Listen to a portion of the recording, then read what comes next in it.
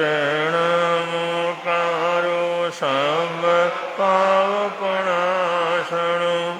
मंगलानंच सब्देशिं परमं वै मंगलं मंगलानंच सब्देशिं परमं वै मंगलं नमो मंगलमुखितं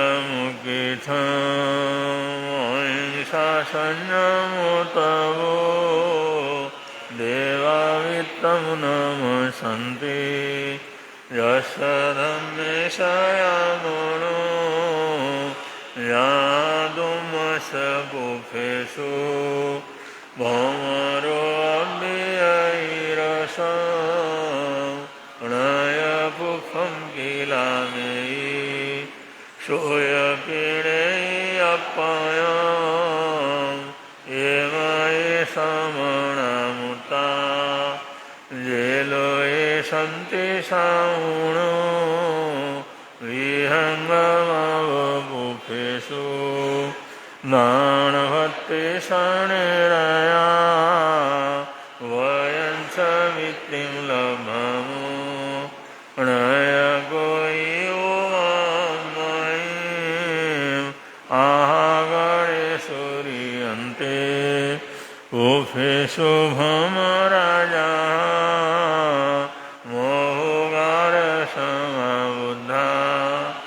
ये भवन्ति अनिश्चिया नानापिण्डरयादन्ता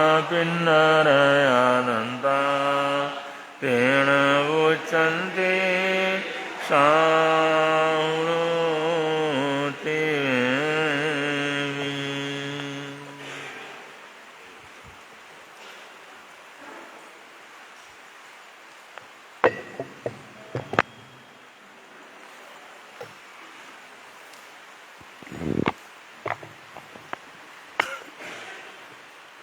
बोले भगवान महावीर स्वामी की, श्री शांतिनाथ भगवान की।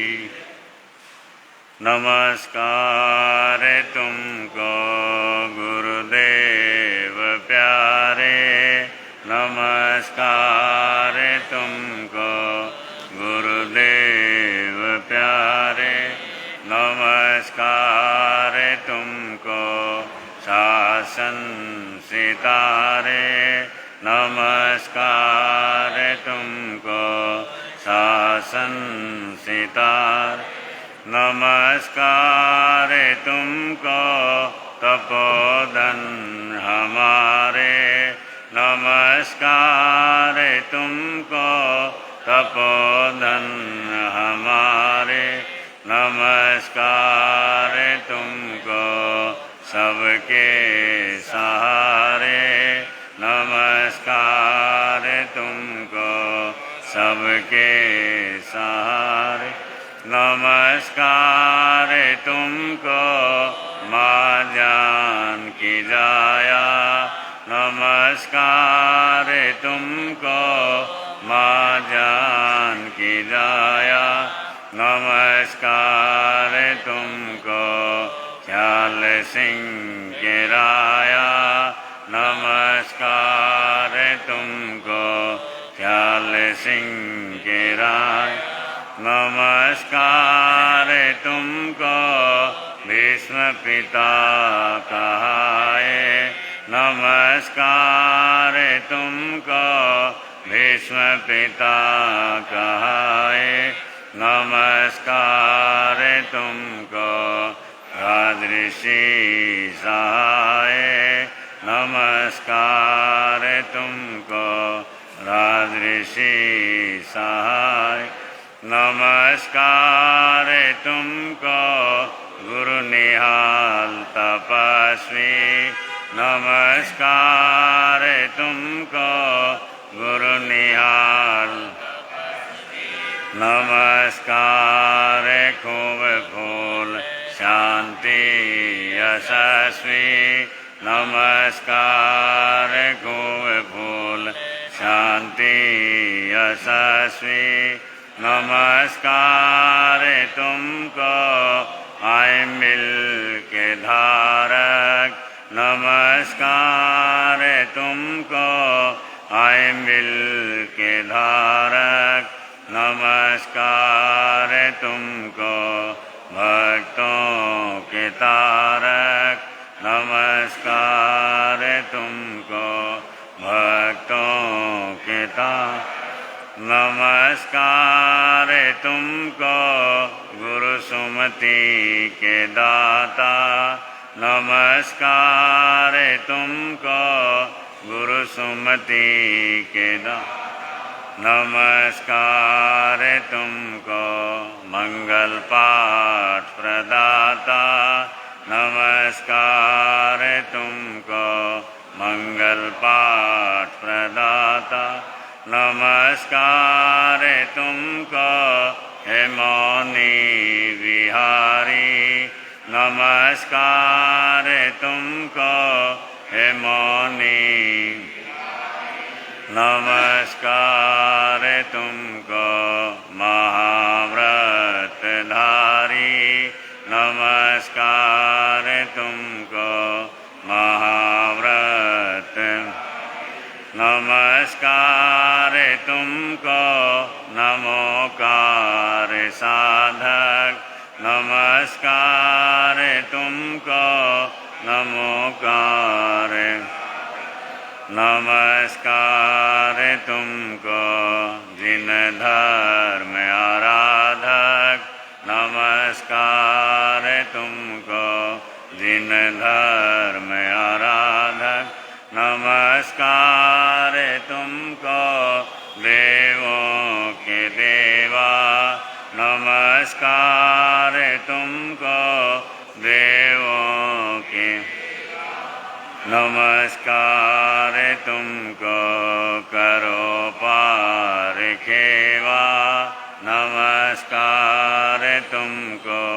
करो पार खेवा, नमस्कार तुमको गुरुदेव प्यारे, नमस्कार तुमको गुरुदेव प्यारे, नमस्कार तुमको शासन सितारे, नमस्कार तुमको शासन सितारे, नमस्कार तुमको तपोधन हमारे, नमस्कार तुमको तपोधन हमारे, नमस्कार तुमको सबके सहारे, नमस्कार तुमको सबके सहारे।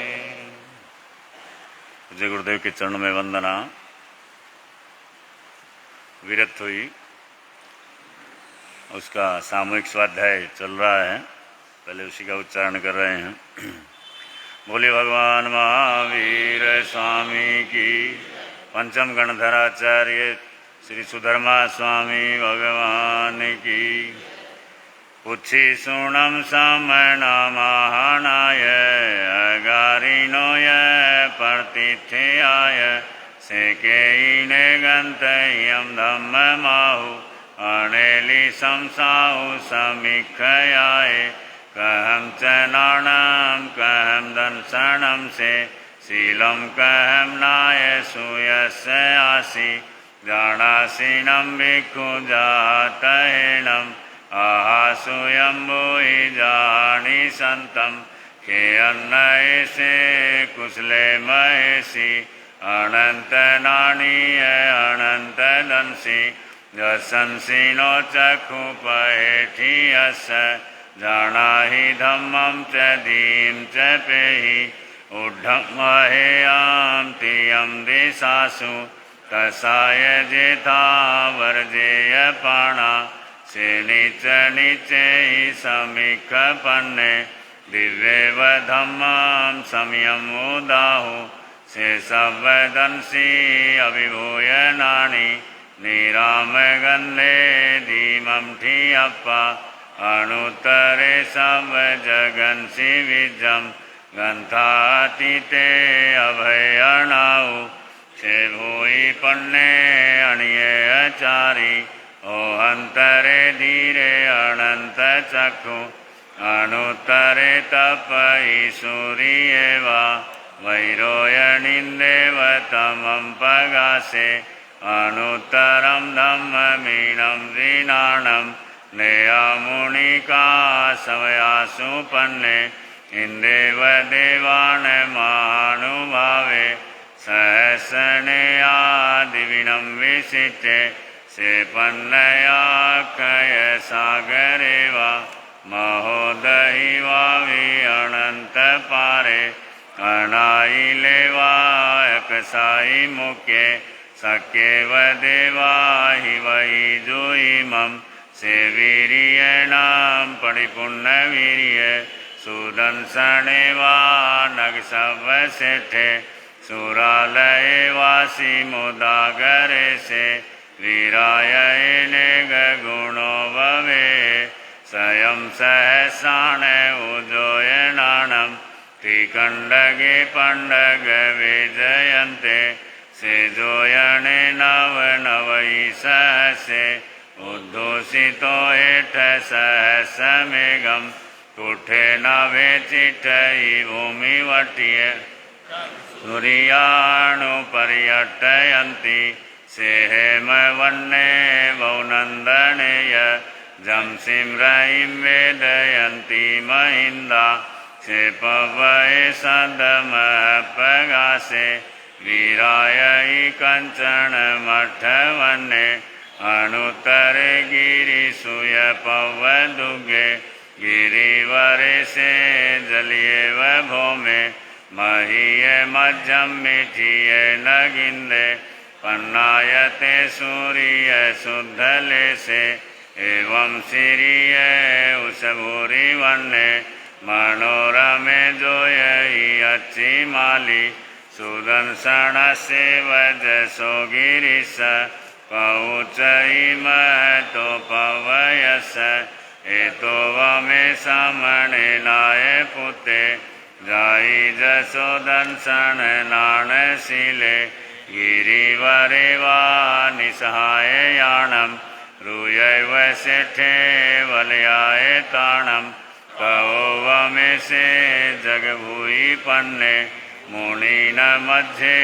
तमुदाहु पन्ने अनुत्तरं धम्ममुयिरहिता अनुत्तरं जानवरं धियायि सुसुख सुखम् अपगण्ड सुखं संखिन्दुये गन्तवदात सुखम् अनुत्तरगं परमं महेशि अशेषकमं सविशोहयिता सिद्धिं गते साई मणन्तपते नानेन शीलेन यदंसनेन रुखे सुनाये जयसामलिवा जंसिं रयिं वेदयन्ति सुवर्णा वर्णेषु आनन्दनमाहुषेठं नानेन शीलेन यभूयि पन्ने कण्यं वसदान अनुत्तरेउ उवताराण महानुभावे गन्धेषु चन्दनमाहुषेठम् एवं मुनीनाम् अपरिन्नमाहु दासयम्बोधीन येषु आधनिन्दमाहुषेठं खोदैवारस्वे जयन्ते कवो वहाणे मुनिवे जयन्ते अतिसुवे रावणमाहुणाय सिंहो मियाणां सलिलान गंगा पक्षिषु आगरुले वेणुदेवे निर्वाणवादी निहनाय पुते जोहे सुनाय जविशसेने उफे सुवाजय अरविंद माहु कतीण सेठे जयदंत वके इसीण सेठे तवद्धमाणे दाणान सेठाम अवपयाणम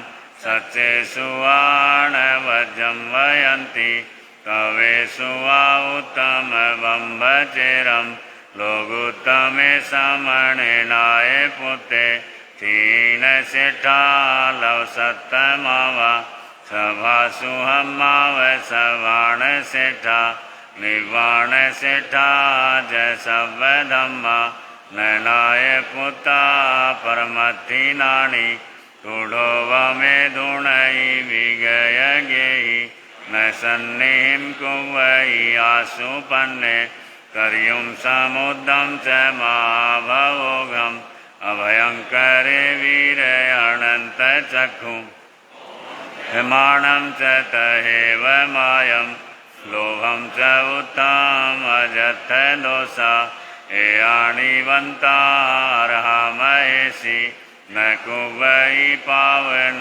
कारवेयि किरिया किरियां वेणयाणुवायम् अन्नानियाणं पण्यच्चठाणं से सबवायाम ईवेयिता उवट्ठिये संयम दिहरायम सेवारियाइति सराई वत्तम उवहाणवं दुःख खयठयाय लोगम विदितारं परं च सबं पभुवार्य सबवारं सोचाय धम्मम् अर्हन्तवास्यम् समाहियं अट्ठपदो वसुद्धं तं सद्देहाणाय जनाणाौ इन्देव देवा हिवागमी सन्ति इन्देव देवा हिवागमी सन्ति तिवेमि आगमे तिवे पणते तंदा सुप्तागमे अथागमे तदुभयागमे व श्रीगान के विषय जो गति चार लगाते मेलो जम्बाइदम बच्चा मिलम नक्रम चक्रम पैनम विनयनम जोगिनम घोषिनम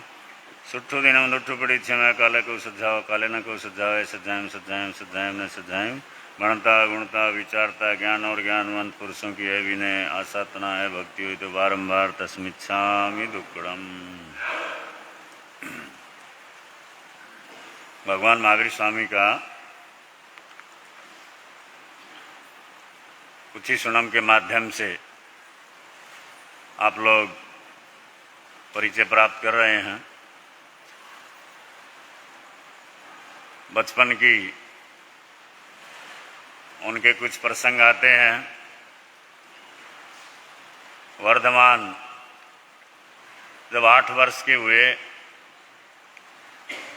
तो उनको माता पिता गुरुकुल के अंदर कलाचार्य के पास लेकर के गए, क्योंकि पुरानी पद्धति रही है हमारी संस्कृति की।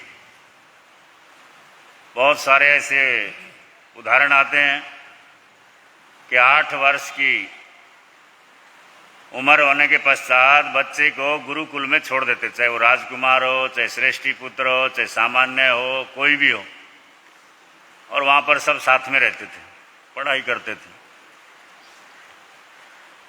8 वर्ष की अवस्था होती थी तब पढ़ाई का शुरुआत होती थी, गुरुकुल भेजते थे। आज का हिसाब तो आप लोग जानते ही हैं। हाँ हाँ, मुश्किल से एक आधा पैदा होता है, उससे भी 2-2.5 साल के बाद ही छुटकारा ना पाना चाहते हैं। जल्दी स्कूल जाए, हाँ जल्दी स्कूल जाए। पीछे कोविड काल चल रहा था ना, तो बच्चे भी घर पे ही थे। वो यहीं की बात है, बच्चे और उसकी माँ आए हुए थे साथ में ही। उनकी माँ बोलती है कि बच्चों से परेशान हो गए, स्कूल चले जाते थे अच्छा था, दिन भर घर में रहते हैं, और बच्चे तो बच्चे। उसने भी तुरंत हाजिर जवाब दिया, बोले हम भी परेशान हो गए इनसे घर में रहते रहते, हम भी चाहते हैं जल्दी स्कूल खुले। यानी ऐसी अवस्था है, वास्तविकता है। अब जो चल रहा है वो तो आप लोग जानते ही हैं खैर। तो यहाँ पर प्रसंग है, भगवान को वर्धमान को कलाचार्य के पास लेकर के गए और कलाचार्य ने उनको कुछ क्वेश्चन पूछे, सवाल पूछे। और साहित्य में वर्णन आता है कि वर्धमान ने ऐसे सटीक उत्तर दिए वो कलाचार्य भी सुन करके दंग रह गए।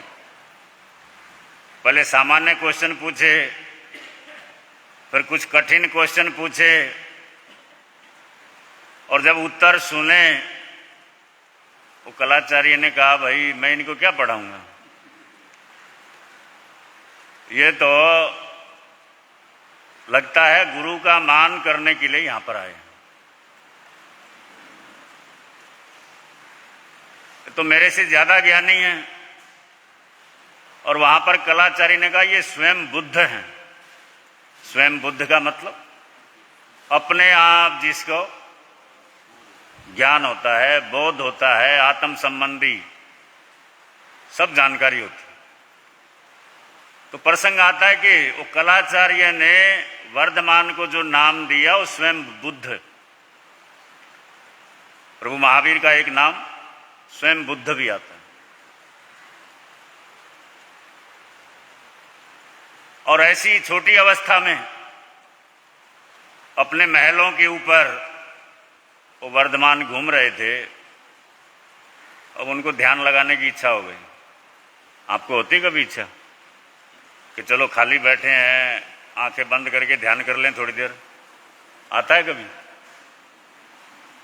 तो श्राविकाएं आता होगा, या आप लोग जाने कि भी चलो कोई काम नहीं है, खाली बैठे हैं तो थोड़ी देर बैठ करके अपना आत्म ध्यान कर लें, धर्म चिंतन कर लें। टीवी से मोबाइल से फुर्सत हो तो करेंगे ना? हा? क्या कहा? वो मोबाइल ऐसी बीमारी पकड़ा दी हाथ में, पहले टीवी था। दिन भर वो देखते रहेंगे, लगे रहेंगे, लेकिन कभी ये नहीं आता भाई चलो मौका मिला है तो बैठ करके अपना आत्म ध्यान कर ले। लेकिन जो जागृत आत्माएं होती हैं वो करती हैं। तो वो छोटी सी अवस्था, बाल अवस्था, और छत के ऊपर, महल की छत के ऊपर ही अपना ध्यान लगा करके बैठ गए। और प्रसंग आता है, आकाश से जंघाचरण करने वाले दो मुनि जा रहे थे। जंघाचरण एक विद्या होती है, एक लब्धि होती है, जिन मुनियों को सिद्ध होती है वो आकाश में उड़ करके चले जाते हैं। शास्त्रों में आता है, वर्णन आता है। अभी टाइम नहीं है, नहीं तो भी सुना देता प्रसंग एक दो कि ऐसे मुनि हुए हैं।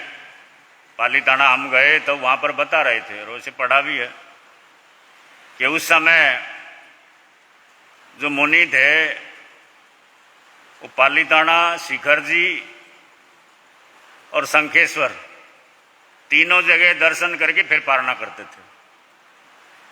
अब कैसे होगा? विहार करके तो होगा नहीं, वो लब्धि से ही हो सकता है। तो ऐसे लब्धिधारी मुनिराज होते थे। विष्णु कुमार मुनि का भी आता है, रक्षाबंधन पर जो प्रसंग सुनाया जाता है, और भी अनेक महान मुनियों के प्रसंग आते हैं। तो वो ध्यान में बैठे हुए वर्धमान, ऊपर से जा रहे मुनि, और उन्होंने नीचे देखा, दृष्टि गई तो उन्होंने कहा इतना छोटा बालक, और ऐसे ध्यान मगन नीचे उतर करके आ गए। और नीचे उतर करके आ गए, वर्धमान से चर्चा की। अब वो तो मुनि थे, कितने ज्ञान संपन्न होंगे, जो खुद इतनी बड़ी लब्धि के धारक थे, आकाश में उड़ने वाले थे। ऐसे लब्धि धारक खुद स्वयं कितने ज्ञानी होंगे। लेकिन जब वर्धमान से चर्चा की, नतमस्तक हो गए। ओहो, ये तो भावी तीर्थंकर आत्मा। और वहां पर उनकी जो ज्ञान चर्चा हुई, उनका इतनी छोटी उम्र के अंदर इतनी तीव्र बुद्धि, इतनी सम्यक बुद्धि, सम्यक सोच, इतने अच्छे उत्तर। और प्रसंग आता है वहां पर जंघाचारी मुनियों ने उनको सन्मति नाम दिया था। क्या नाम दिया था? पढ़ते तो आप भी है ना कि कई कई नाम थे, सन्मति, स्वयं बुद्ध, वर्धमान, महावीर। वर्धमान तो माता पिता ने दिया था। वो प्रसंग आप सुनते ही हैं कि जब से वो माता के गर्भ में आए तब से हर राज्य में चारों ओर वृद्धि ही वृद्धि होती चली गई, इसलिए उनका नाम वर्धमान रखा गया। नाम के पीछे कोई न कोई अर्थ रहता था। आजकल तो क्या रहता है, कोई बच्चे का नाम अगर अर्थ पूछ लो, ना बच्चे को पता, ना बाप को पता है। नहीं तो पहले पुराने नाम देखें, वो नाम के पीछे कुछ न कुछ वो ऐसा अर्थ रहता था, सार्थक रहते थे या महापुरुषों से संबंधित रहते थे, तो वहां पर उनको नाम दिया सन्मति। कलाचार्य ने दिया स्वयं बुद्ध, मुनियों ने दिया सन्मति, माता पिता ने जन्म के बाद जो नाम दिया था वर्धमान, और जो प्रचलित हम बोलते हैं रोज भगवान महावीर स्वामी, वो नाम वो देवताओं के द्वारा प्रदत्त था। वो घटना भी आपको पता है, देवता ने आकर के परीक्षा ली, सर्प के रूप में, राक्षस के रूप में, उनको डराने की कोशिश की, लेकिन वो तो निडर थे, अभय थे, कोई डर था ही नहीं। और देवताओं ने उनको क्या नाम दिया था? महावीर। ऐसे उनके नामों की विशेषता है। पहले पढ़ता था मैं, बोलता भी था, आजकल भी नाम होते हैं ना, जेठमलानी या शरीफ। अब नवाज शरीफ होने से कोई शरीफ थोड़ा ही हो जाता है, या जेठमलानी, कोई हेमा मालिनी का जेठ थोड़ा ही हो जाता है। नाम तो कहीं से भी अर्थ किया जा सकता है। तो यहां पर ये प्रसंग भगवान के जो मैं सुना रहा हूं कि उनके ऐसे कैसे एक से एक सार्थक नाम, और नाम देने वाले भी एक से एक बढ़ करके, वो शक्ति संपन्न है, ज्ञानी, आचार्य या मुनिराज या देव। और माता पिता तो सबसे बढ़कर होते हैं ना, माँ बाप से बढ़कर उपकार थोड़ा ही किसी का होता है। माता पिता तो सबसे बढ़कर होते हैं। तो ये उनके नामों का यहाँ पर जिक्र करने का मतलब, ये जो गाथा है, कौन सी गाथा है आज? हाँ, जिसे पता चल जाए ना आप लोग सो रहे हैं, जाग रहे हैं, और क्या, क्योंकि नींद आ जाती है, कई बार आ जाती है। तो 12वीं गाथा, इसमें यही चर्चा है, से पव्वये, सुमेरु पर्वत के माध्यम से, क्योंकि उसकी चर्चा चल रही है। 5-6 गाथाओं में सुमेरु पर्वत का गणधर भगवान सुधर्मा स्वामी ने वर्णन किया है और उसके साथ भगवान की तुलना की है कि से पव्वये सद्दम है पगा से, वो जो पर्वत है सुमेरु पर्वत, पव्वय यानी पर्वत है, सद्दम है पगा से, वहां पर उसको अनेक शब्दों से गुंजायमान है, या अनेक नामों से उसको पुकारा जाता है। सुदर्शन, मेरु, सुमेरु, उसके भी अनेक नाम हैं। या वहां पर कोई भी आवाज होती है तो बड़ी गुंजायमान, जैसे पहाड़ की तलहटी में आप कहीं गए हों, थोड़ा सा भी जोर से बोलें तो कितना आवाज गुंजायमान होती है। तो ऐसे ही जैसे पर्वत में शब्द कितने गुंजायमान होते हैं, और उसकी विशेषता आगे वही, वीरा यही कंचन मठवन्ने, कंचन यानी फिर वही सोना, सोने का जिक्र लगभग हर गाथा में आ रहा है ना, पहले हेम के रूप में, अब कंचन के रूप में, या सुवर्ण के रूप में। कंचन मठवन्ने, जो कंचन वर्णीय है या स्वर्ण वर्णीय है, सोने के समान जो वर्ण है। इसे लगता है सुमेरु पर्वत के अंदर सोने की मात्रा अधिक है। क्या है? सोने की मात्रा अधिक है वहां पर, इसलिए बार बार उसका जिक्र आता है। तो उससे जो चमक रहा है, स्वर्ण की आभा से जो चमक रहा है, और अणुत्तरे गिरिशु, गिरिशु यानी पर्वतों के अंदर अणुत्तरे, जिसका कोई बराबर नहीं, यानी पर्वतों का राजा है सुमेरु पर्वत, सब पर्वतों में अनुत्तर है, श्रेष्ठ है। और पव्व दुग्गे, जिसके ऊपर पहुंचना बड़ा दुर्गम है, बड़ा कठिन है, आसान नहीं है। देवता लोग ही जाते हैं, मनुष्य तो कोई लब्धिधारी हो तो ही जा सकता है। तो जिसके ऊपर पहुंचना, जिसके ऊपर विचरना बड़ा दुर्लभ है, ऐसा गिरिवरे से जलिएव भूमि, जो वो गिरिवर है यानी जो सुदर्शन पर्वत है, वो इस भूमि के ऊपर खड़ा हुआ है बड़े शान से, जलिएव भूमि, प्रकाश देता हुआ। क्योंकि वहां पर वनस्पतियों का, तरह तरह की वनस्पतियां हैं, अलग से भी बहुत विवरण आता है, बहुत प्रसंग आते हैं। तो ऐसे ही जैसे उस पर्वत के अनेक नाम हैं मूल सार रूप में, ऐसे ही परमात्मा प्रभु महावीर के भी अनेक नामों से उनको पुकारा जाता है, और सारे ही नाम उनके सार्थक हैं, एक से एक बढ़कर हैं। यहाँ पर ये 12वीं गाथा का सामान्य अर्थ होता है, आगे समय के अनुसार आपके समक्ष लाने का प्रयास करेंगे। समाज में परिवर्तन क्यों नहीं होता? हाँ, पढ़ रहा था मैं, समाज में जल्दी परिवर्तन क्यों नहीं होता? गरीब की हिम्मत नहीं होती परिवर्तन करने की, गरीब की हिम्मत नहीं होती, मध्यम वर्ग को फुर्सत नहीं होती, क्योंकि तो अपनी कमाई में ही लगा रहता है ना, रोटी रोजी में।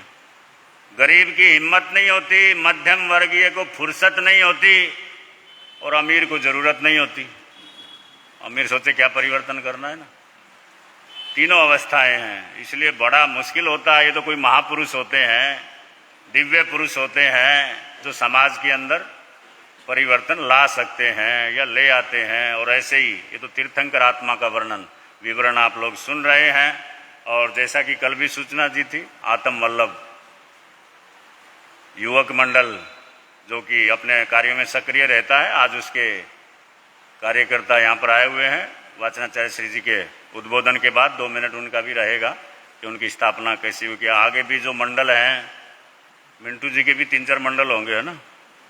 सफारी है, आशीष प्रवर्तक सेवा संघ है, सबकी एक बार दर्शन करा देना एक दिन, किसी दिन कोई भी आपको सुविधा हो। और भी मंडल वाले बैठे हैं, मानव मिलन भी बैठे हैं, या दूसरे भी हैं, महिलाओं में बहुत से भी हैं मंडल। तो सब मंडल एक बार आकर के अपनी उपस्थिति दिखा दें तो अच्छा है, जिससे आप अपनी जानकारी भी दे सकते हैं 2-3 मिनट के अंदर कि किसने स्थापना की, किस साल हुई, और हमारी एक्टिविटियां क्या हैं, जानकारी भी हो जाए। और कम से कम एक दिन का प्रवचन भी सुनना हो जाए। भगवान का गुणानुवाद स्वाध्याय ये बड़े पुण्यवाणी से सुनने को मिलता है। इन्हीं मंगल कामनाओं के साथ बोलिए भगवान महावीर।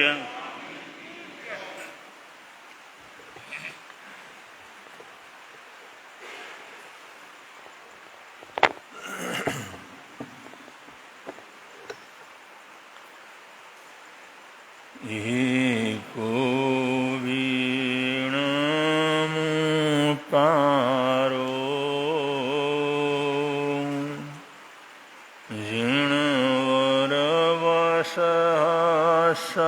जीर्णवरवसबद्ध मानस संसार सागराओ तारे नरम्ब नारिम्मा।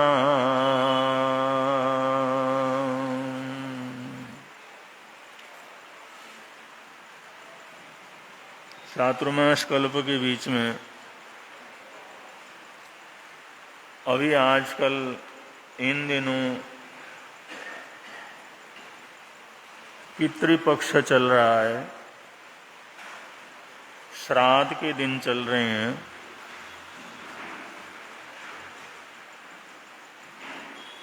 और ये श्राद्ध के दिनों का जो महत्व है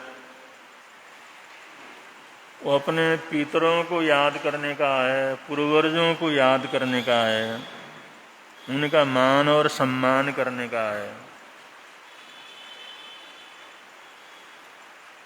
तो पितरों का मान सम्मान और पितरों का आदर सत्कार या पूजा उनके स्मरण से,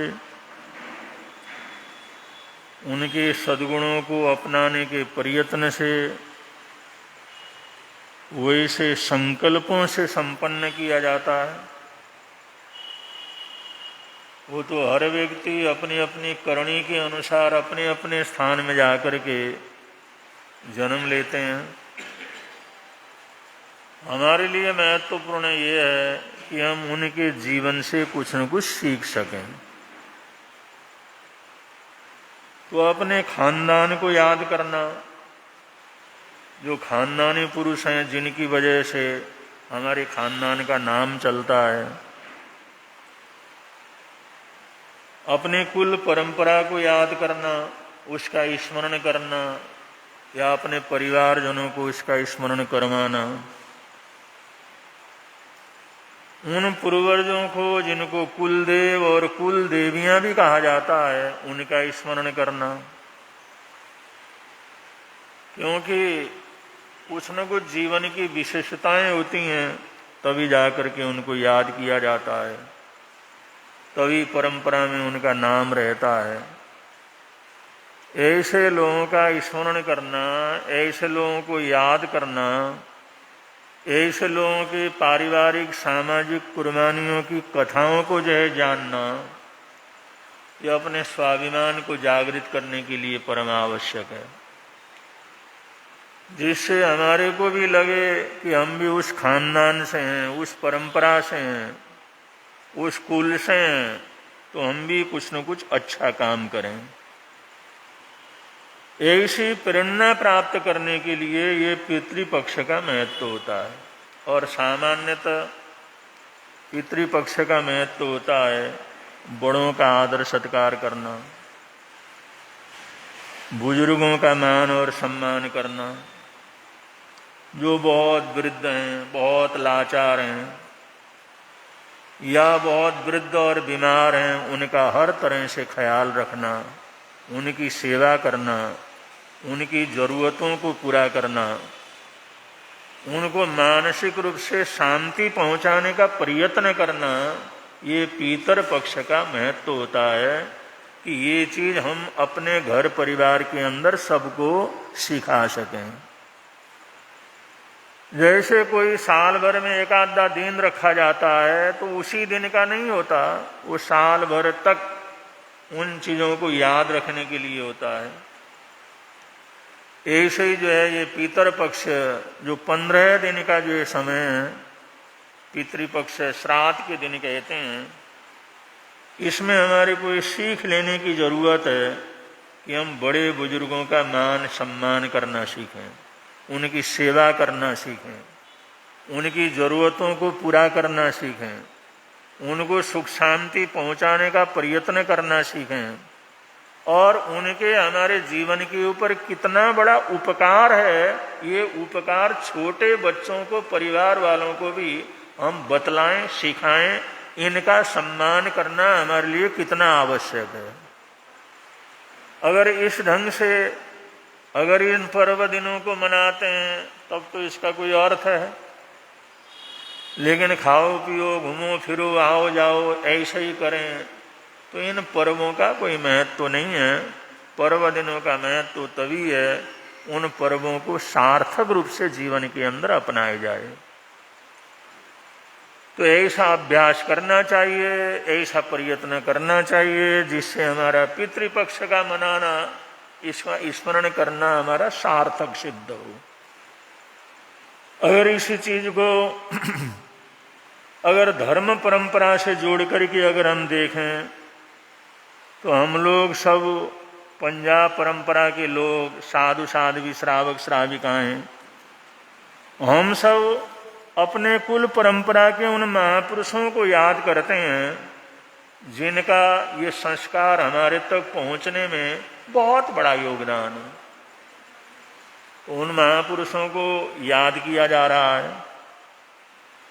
तो उसमें बड़ा मान सम्मान और बड़े आदर के साथ पूज्य श्री अमर सिंह जी महाराज साहब को याद किया जाता है इस परंपरा के आदि पुरुष के रूप में। और उन्हें किस तरह से नगर नगर जा करके, गांव गांव जा करके, एक एक व्यक्ति को जगा करके उत्तर भारत में, बृहद पंजाब में स्थानकवासी परंपरा को सुदृढ़ किया, ये सब आप लोगों को पूर्व के कथानकों के अंदर संक्षेप के अंदर हम बता चुके हैं। और उनका देवलोक भी कैसे हुआ कि हरजस राय जी श्रावक आकर के बोलते हैं, भगवान ये प्रवचन करने का टाइम नहीं है, ये संथारे का टाइम है, आपका टाइम आ चुका है।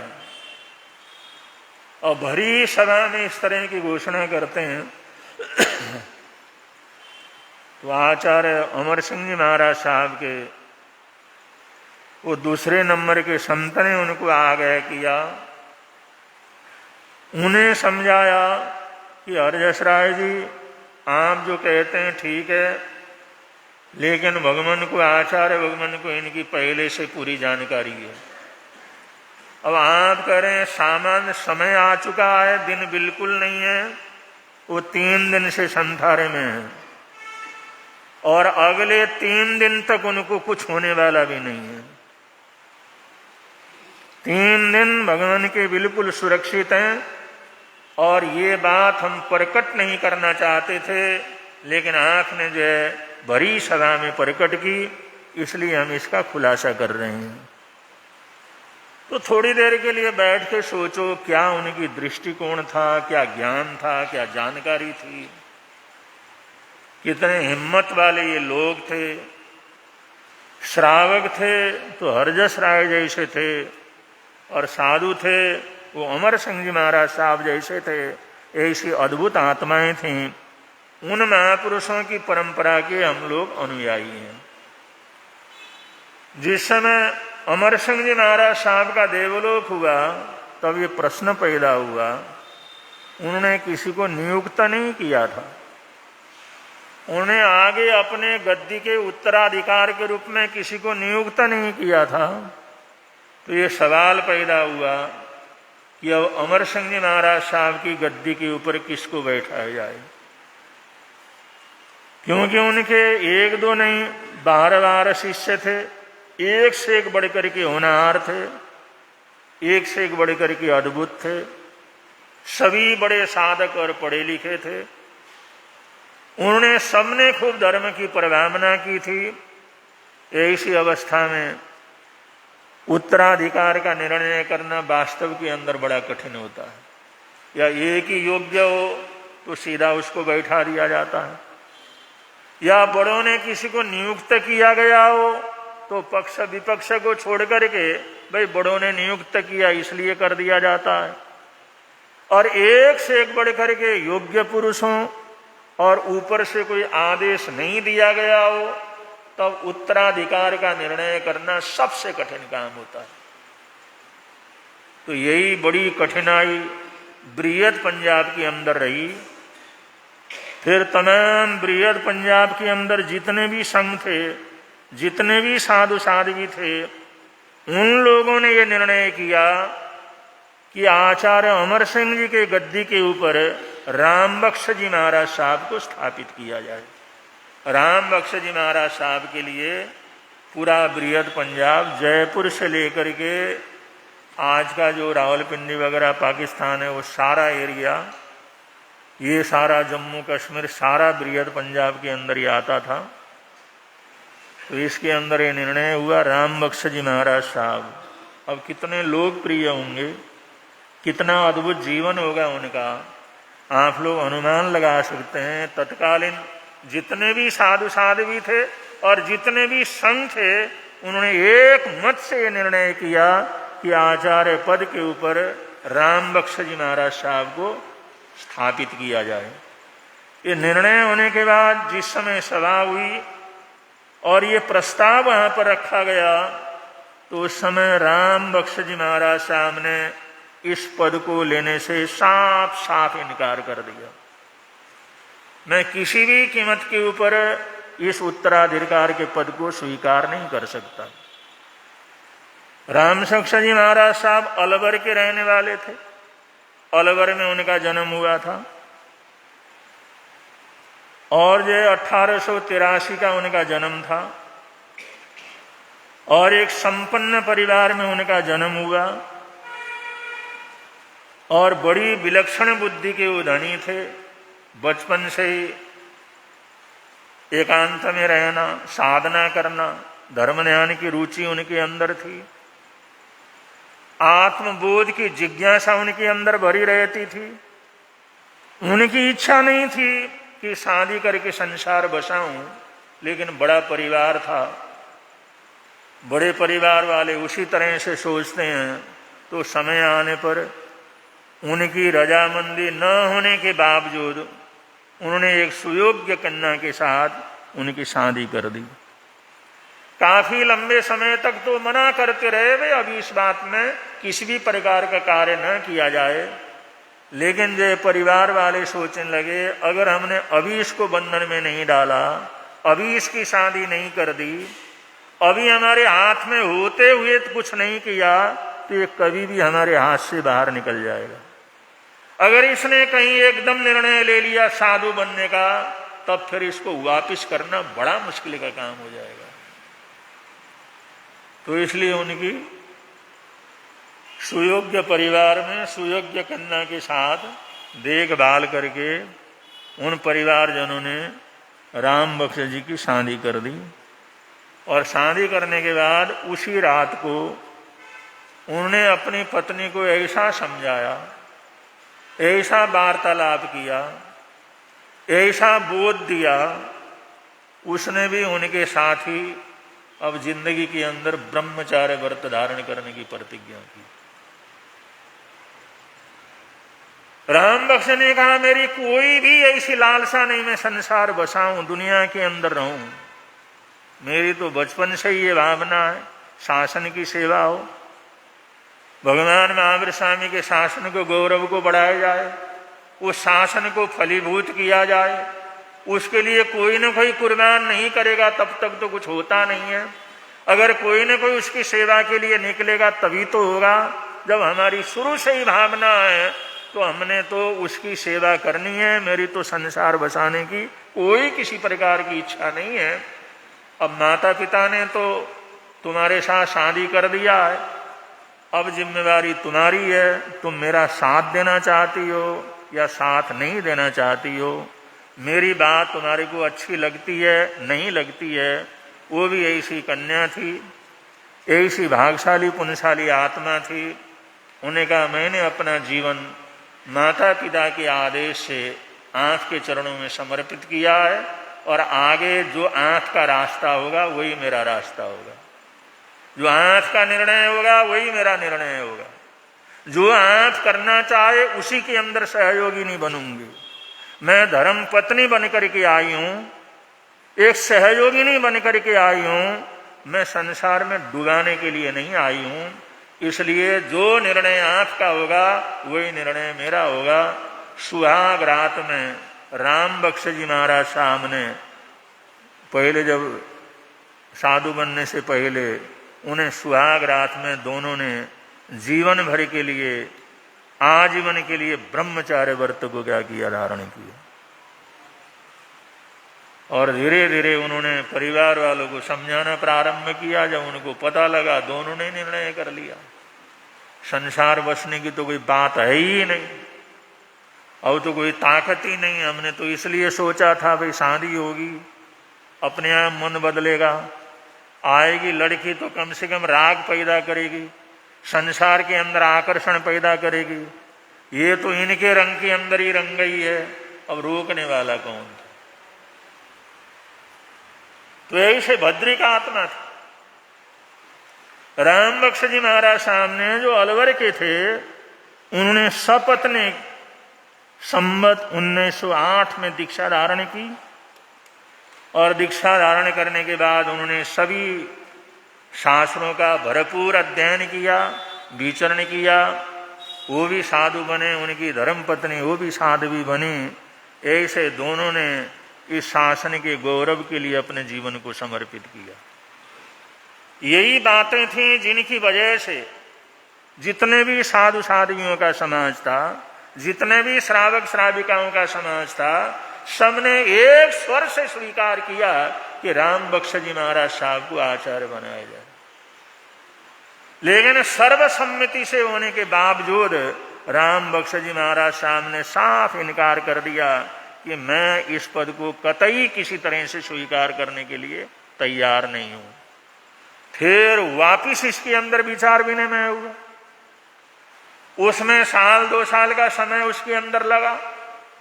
फिर जो दूसरा निर्णय जिस समय लेने के लिए गए, आखिर के अंदर यही निर्णय हुआ कि आचार्य बनाना तो ये राम बख्श जी महाराज साहब को ही बनाया जाए। वो पद उनके पीछे भागता था, लेकिन वो पद को छोड़ करके ठुकरा करके आगे भागते थे। ऐसे लोगों की हमारी परंपरा है, ऐसे महापुरुषों की परंपरा है। आखिर दूसरी बात भी उन्होंने पूरी तरह से इनकार कर दिया, चाहे दुनिया कहे, लेकिन मैंने ये उत्तराधिकार के पद को लेना नहीं है, आचार्य पद को मैंने ग्रहण करना नहीं है। फिर तीसरी बार जिस समय प्रयत्न हुआ, तीसरी बार जितने भी जो पंच थे, जितने भी संघ के बड़े थे, उस समय बृहद भारत के अंदर, बृहद पंजाब के अंदर जो प्रमुख श्रावक थे, उन लोगों ने एक दूसरा रास्ता अपनाया। उन्होंने बड़ा कठोर रास्ता अपनाया। भगवान महावीर स्वामी के शासन में संघ का सबसे बड़ा महत्व रहता है। साधु साध्वी श्रावक श्राविकाएं मिलकर के संघ बनता है। अगर साधु साध्वी श्रावक श्राविकाएं एक स्वर से स्वीकार करते हैं, एक स्वर से कोई निर्णय करते हैं, तो कोई भी व्यक्ति हो उसको स्वीकार करना उसका अपना फर्ज है, उसका कर्तव्य है। हम आपके चरणों में विनती करते हैं, तीसरी बार ये निर्णय करके आए हैं, आपने आचार्य पद को स्वीकार करना है। अगर नहीं करेंगे तो हम संघ से आपको बाहर करेंगे, क्योंकि संघ के आदेश का ये अवहेलना होगी। संघ सबसे बड़ा होता है, चतुर्विध संघ है, और चतुर्विध संघ के निर्णय का अवहेलना करना ये बहुत बड़ी आशातना होती है। तो हम संघ से आपको बाहर करेंगे। बंधु, कैसे लोग थे, कैसी लोकप्रियता थी, कैसा जीवन था, कैसा त्याग था। ऐसे महापुरुषों को हमारे को याद करना चाहिए। हमारे पुरख हैं, हमारे बुजुर्ग हैं, हम उनकी परंपरा के अंदर हैं। आखिर बंधुओं, संघ इतना मजबूत होता है। संघ ने तीसरे बार निर्णय किया, अगर आप आचार्य पद के लिए स्वीकार नहीं करते, हमारे संघ के अंतिम निर्णय को स्वीकार नहीं करते, तो हम संघ से क्या करेंगे, बाहर करेंगे। बंधु, ऐसी घटनाएं कहीं होती हैं, बहुत मुश्किल से होती हैं। कोई होते हैं जीवन जहां पर इस प्रकार की घटनाएं घटती हैं। जिस समय संघ ने यह कठोर निर्णय लिया, उस समय राम बख्श जी महाराज सामने हाथ जोड़ करके चतुर्विद श्री संघ से क्षमा याचना की। मैंने संघ के आदेश की अवहेलना करके जो आशातना की है, उसके लिए मैं हार्दिक रूप से चतुर्विद श्री संघ से क्षमा याचना करता हूं। और मैं नहीं चाहता संघ की गौरव, उनका जो सम्मान घटे, लेकिन मेरे पास कुछ ऐसे कारण हैं जिन कारणों से मैं मना कर रहा हूं। मेरे पास कुछ ऐसी चीजें हैं, ऐसे कारण हैं जिनकी वजह से मैं मना कर रहा हूं। मैंने सोचा इतना बड़ा संघ है, वो मेरी भावना को समझेंगे, लेकिन आप लोग मेरी मजबूरी को नहीं समझते और आप लोगों ने ऐसा कठोर निर्णय लिया है, तो आपका निर्णय मेरे सिर माथे है। मैं संघ के निर्णय का अवहेलना नहीं कर सकता, उल्लंघन नहीं कर सकता। तो उसी समय उनको आचार्य पद के ऊपर तभी स्थापित कर दिया गया। उन्होंने कहा, मुश्किल से तो इतने करके मनाए, अगर लेट हो गए तो हम कहीं और मुश्किल न हो जाए। अगर आजकल करते रहे तो और परेशानी न हो जाए। तभी संघ ने उनको, राम बख्श जी महाराज साहब को आचार्य पद के ऊपर स्थापित किया और अमर सिंह जी महाराज साहब की गद्दी के ऊपर उसको स्थापित किया और पंजाब परंपरा के आचार्य उनको बनाया। और सारे समाज में, पूरे बृहद पंजाब में 1 महीने तक लगातार वहां पर रोज ऐसे उत्सव होते रहे। पूरे उत्तर भारत के अंदर उत्सव होते रहे। वो एक जगह फंक्शन नहीं किया, हर संघ ने इसका खुशी के लिए फंक्शन किया, हर संघ ने, क्योंकि सारे के सारे को तो बुलाया नहीं था। उस समय निर्णय हुआ तो सबने जो उपस्थित थे उन्होंने उनको आचार्य पद के ऊपर स्थापित कर दिया। तो हर संघ के अंदर प्रसन्नता थी, प्रशंसा थी, उनका मान सम्मान था, उनका आदर सत्कार था। वहां से आदर सत्कार करके वो आदर की चादर वहां पर उनके चरणों में भेजते थे। ये खुशियों का माहौल चल रहा था, ये सम्मान का माहौल चल रहा था। 22 दिन होते होते 21वें दिन के अंदर थोड़े से बीमार हो गए और उन्होंने संथारा लिया और 22वें दिन उनका स्वर्गवास हो गया। राम बख्श जी महाराज साहब सिर्फ 22 दिन तक आचार्य पद के ऊपर रहे। और आखिर में जिस समय संथरा ले रहे थे तो संघ इकट्ठा हुआ। भगवान, ये आप क्या कर रहे हैं? अभी तो खुशियां खत्म नहीं हुई हैं, जगह जगह पर आपकी खुशियां मनाई जा रही हैं आचार्य पर प्रतिष्ठा की। मैंने कहा, आप लोग मेरी बात को समझते नहीं, इसलिए तो मना कर रहा था। ये तुम्हारी खुशी दूर तक रहने वाली नहीं है। मेरी उम्र बहुत कम है, मैं ज्यादा देर इस शरीर के अंदर रह नहीं सकता, मुझे पता था। इसी कारण से मैं मना कर रहा था। 22वें दिन संथारा पूर्वक राम बख्श जी महाराज साहब ने अपने शरीर को क्या कर दिया, छोड़ दिया। ऐसे आचार्य थे, ऐसा संघ था, ऐसे निर्णय वगैरह थे, ऐसी घटनाएं हुई हैं। और इन घटनाओं से हम अपने जीवन के अंदर बहुत कुछ सीख सकते हैं, बहुत कुछ ले सकते हैं, बहुत कुछ अपने जीवन के अंदर आगे के लिए, अपने जीवनचर्या के लिए कुछ न कुछ जीवन के अंदर तैयारी कर सकते हैं। और ऐसे महापुरुषों को याद करना और उन घटनाओं से सीखना, ये हमारा कर्तव्य होता है। आज हमारी धर्मसभा में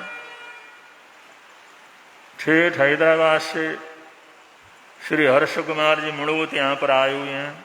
बड़े कर्मठ कार्यकर्ता हैं। गुरुदेव का 1993 का चतुर्मास सिकंदराबाद के अंदर हुआ।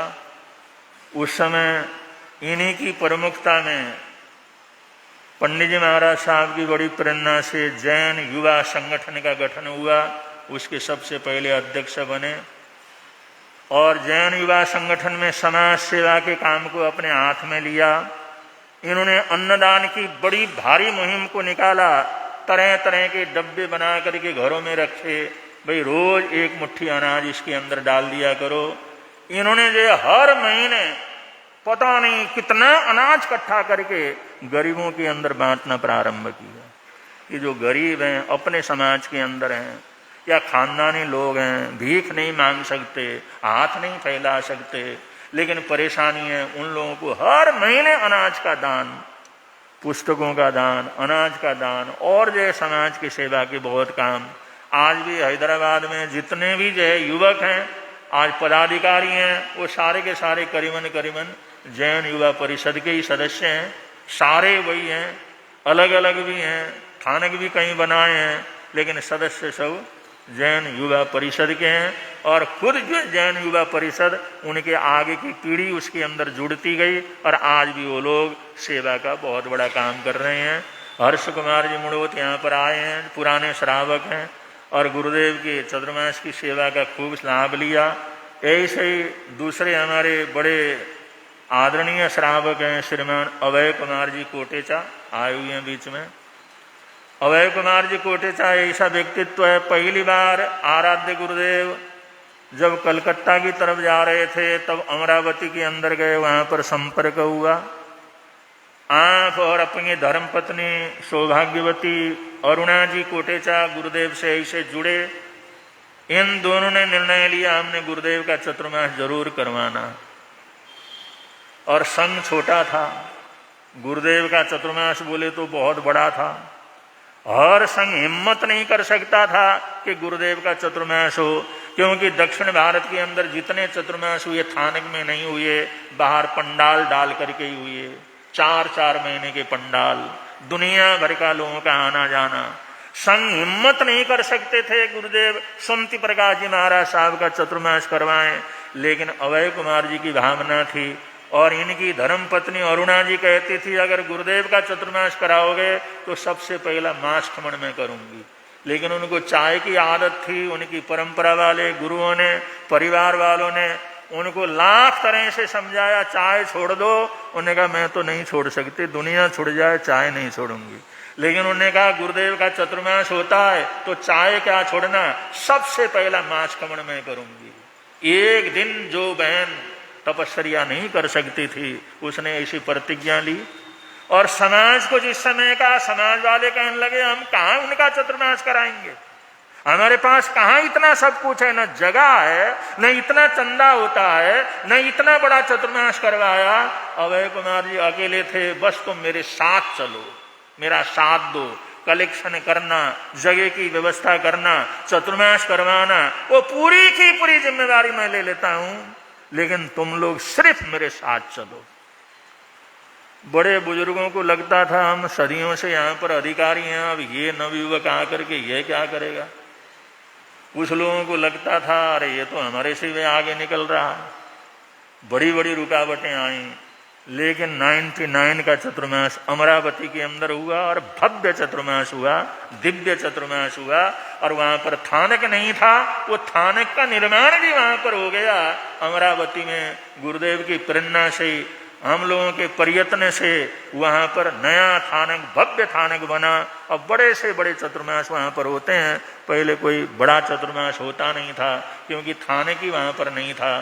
तो इस प्रकार अभय कुमार जी, उनका परिवार, वो लोग जिस तरह से जुड़े हुए हैं, जैसे उन्होंने सेवा की है, गुरुदेव का चतुर्मास अपने बलबूते के ऊपर करवाया है, इन लोगों को हम कब भूल सकते हैं और इन लोगों का सहयोग कब भूल सकते हैं। और दक्षिण भारत में कहाँ कहाँ भी गए, इन सब लोगों का बड़ा भारी सहयोग रहा। तो आप लोग आए हुए हैं, उन्हें भी बहुत बहुत मंगल कामनाएं करते हैं।